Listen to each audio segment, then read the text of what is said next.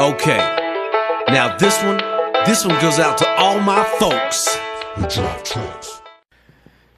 Okay, so what I want to do here is give just a little smidgen of an update. I've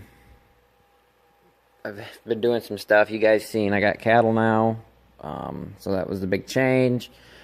And a while ago I talked about a new project, and it was the F-150. Well, the F-150 is in the shop now, and I think I got you zoomed in from the last video. It is Shout Out Saturday, so I just did that video. Getting a couple videos out of the way here, but the F-150 is in the shop. I'm working on it. I got the fuel pump changed. That'll all be covered in the video that's still ongoing with this project. You can see I started the whole front end rebuild. I sort of cleaned up the shop. I mean, the 4010's in here now. I got a long way to go. The GMC grain truck has left. The 66 all crop has left. And I believe I am going to post up for sale the 60 all crop. I had a guy interested in it down in Alabama, believe it or not. And he was willing to pay me to take it apart, load it up, and ship her south. I have to line up a truck if I want to do that. I don't know if I'm going to do that. I mean, the money is decent to take it down there. But I can buy one that runs and usable for not much more than I can sell this one for. Actually, with what I can make on sending it to Alabama after fuel and truck rental and all that, I could probably buy one. So I think it's going to go. But it's buried behind the one Gleaner with the grain head on it. That Gleaner will be coming in the shop soon. Like I told you guys before, there's going to be another change, hopefully, the next coming year with some farming. Everything's not set in stone yet. There's still some stuff that has to go through, and on my part and on Dad's part, because it'll be with Dad, some stuff that has to be done.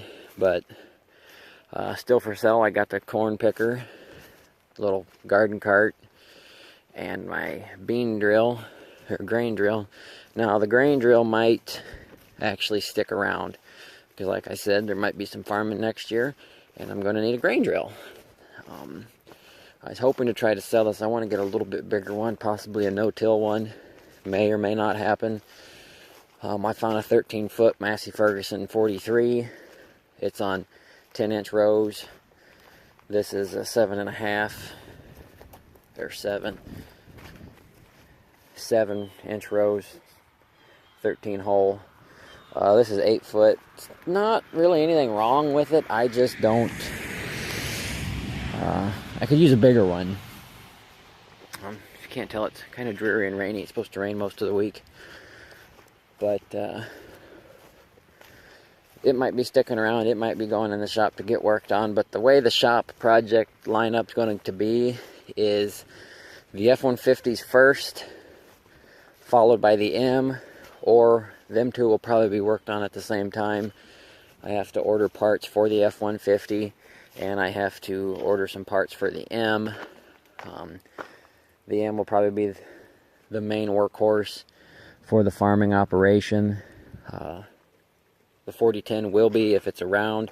I say if it's around because we got a hunting camp that it goes to do food plots and stuff down there. Normally when it's down there, it's a couple weeks, and it's always when I need it. So we're going to get the M set up to do some farming.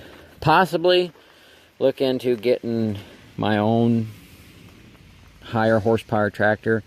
And by higher horsepower, I mean like 80 to 100 horse. I'm looking for an 806 particularly. They're 102 or something like that horsepower. The school has one. They're fairly cheap. And for them being that size of a tractor, I'm surprised how cheap they actually are. So they're in my price range.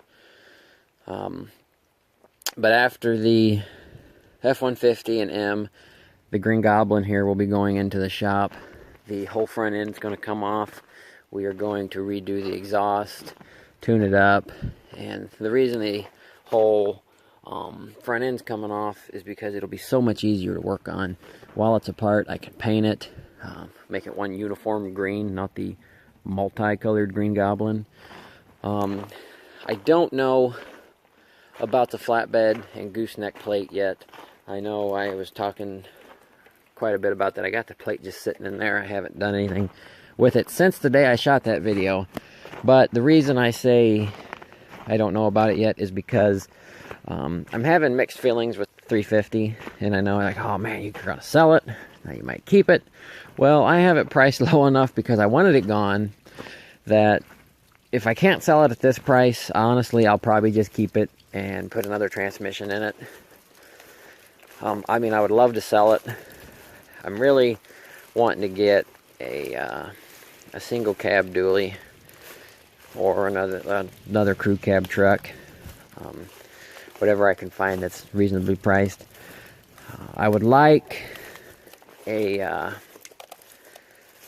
pickup truck that I can pull trailers with. I know I was talking about pulling trailers and stuff with the Chevy, but to go to auctions, they're 2 hours away. I would have to borrow a truck, you know, because that's too long to be cooped up in that truck doing 50 mile an hour. And with this guy interested in this combine down in Alabama, I would definitely have to borrow a truck to get it down there. And I hate borrowing stuff. You know, I buy my own stuff because I'm tired of borrowing stuff. But this truck, like I said, needs a transmission. And the one I put in, it's already giving me problems, which ain't bad. I mean, let's see here.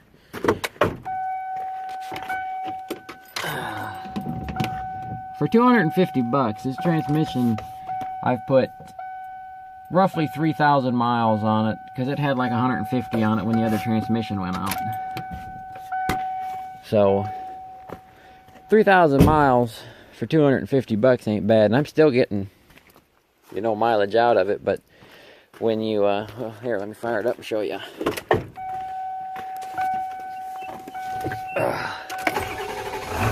Fire it up, put it in reverse, listen.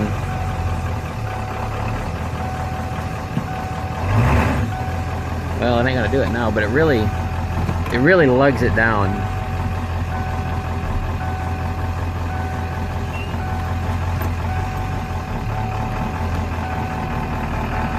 Hear it lugging? And I've actually had it stall out on me a couple times. And then it slips going from forward to reverse. Hear it there? It's in drive still, and it's trying to lurch forward. It's like it's trying to shift, and it's not going anywhere. It really does it if I'm going down the road and I come to a stop. It's acting like it's downshifting, and it's trying to power through the brakes. So it's leaking up top in the rain.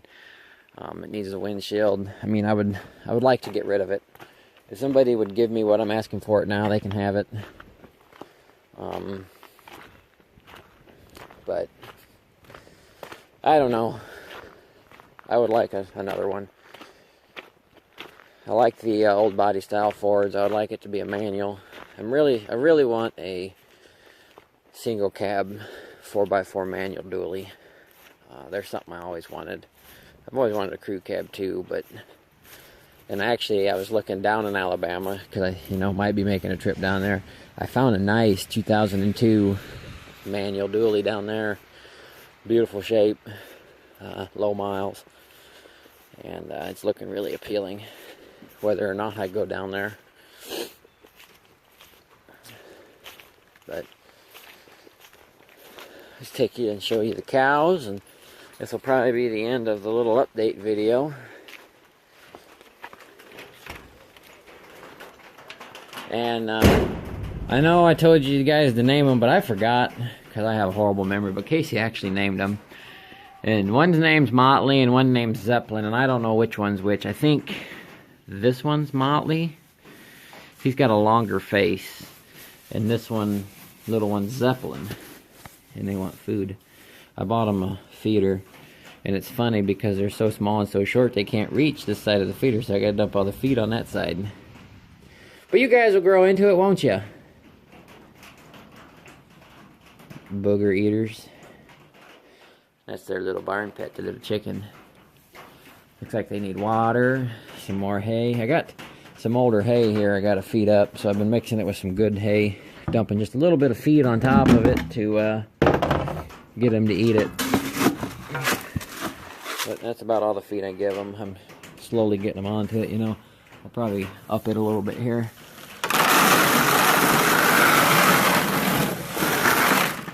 But this is a pre-mixed feed from an elevator. Well, and that's the one that the tag's missing on. Here's the tag for the other one. Walnut Hill in Shelby, Ohio is where it's from. But this was at the feed store right below where I bought these. It's a 17% calf starter grower. And I bought it at Hirschberger's. And I don't know if it's a Hirschberger mix that he had designed for it, or if it's just labeled that way because that's where they sold it. But it's got corn, oats, and roasted soybeans in it. Processed grain byproduct, you know, and all the vitamins and garbage. But I thought it was neat that it had soybeans in it. You don't see too many feeds with soybeans in it. It's a real dry feed. You can hear it. And corn, oats, and there's a soybean right there. I'm going to try to have my elevator mix something up like it. Here's what's left of the goat feed, and I'm going to start mixing that in just to get rid of it. But I put my goat feed, you see it's real powdery. That is Show and Glow. It's either Show and Glow or the pellets that I get in there. That pellet is a golden dairy pellet. It was getting so hot that the pellets was actually, they're falling apart, turning into a powder. But this is nothing more than basically a cattle feed that I just feed the goats. So there's nothing wrong with it. Like I said, it's just that pellet kind of breaking down. But we'll feed that to them, mix it in there, and be good. Get rid of that. And it could also be that I had it was a little too wet as far as molasses. But I'd like to get a couple more, and I got the check back from the goats, and it's looking like I basically traded goats for 2 calves and a feeder and a wheelbarrow. So that's good. That's what I wanted. I got a little bit less for the goats than I wanted, but not too much. I can't complain. And I know one of you wanted to know what they brought. One brought 135, one brought 160, one brought 165, and the other one brought 140, I think. Something in that range. That's close enough. So I was wanting 175 a piece for them. I was trying to sell them on Craigslist, and that wasn't happening. So I figured I'd be better off just take them to a sell and trade them for some cows. This one's got a cough. I got to treat him. He's been coughing for a week or so, so he needs treated. I'll have to have Casey help me. I need to get a head gate when I shoot set up so I can get them, because you know they're a little wild yet. They don't they're not up here rubbing on you like a goat would. I mean, they're not far from it, but they're still a little skittish. That'll wear off with time. I know my grandpa, his cattle, he'd be out there and he'd just go out there and watch them, and they'd eventually own up to him, you know, and be up there rubbing on him and licking at him and everything. So hopefully we'll get a couple more. I'd like to get a couple heifers. I know a lot of you guys are giving me crap. You need 2 of the opposite sex to start or one of the opposite sex to start a herd. Yes, I know. I did get my high school education. So, but this is just what there was at the time. And like I said, we'll probably eat one, sell the other one maybe. I don't know. So maybe sell both of them. We'll see. I haven't decided yet. I have a little bit of a plan. Not a super huge plan, but either way, it's a plan, and we'll go with that. So, anyways, thanks for watching. Here's an update. There's a bunch to come. I got a video that is in the movie maker right now about the straw project. It's not a very good video. That was kind of a total fiasco this year. But I have video clips of both trucks running, and that's about it. You can enjoy watching the Green Goblin and the Red Whore drive around. See me pulling a semi-trailer, which was very uneventful, which I'm glad it was, because like I said, it was my first time ever pulling trailers, and I'd say I did pretty good. Probably better than some guys that have been driving for Swift for about 8 years. So, anyways, before this one gets rambling on like the other one was, thanks for watching, and catch you later.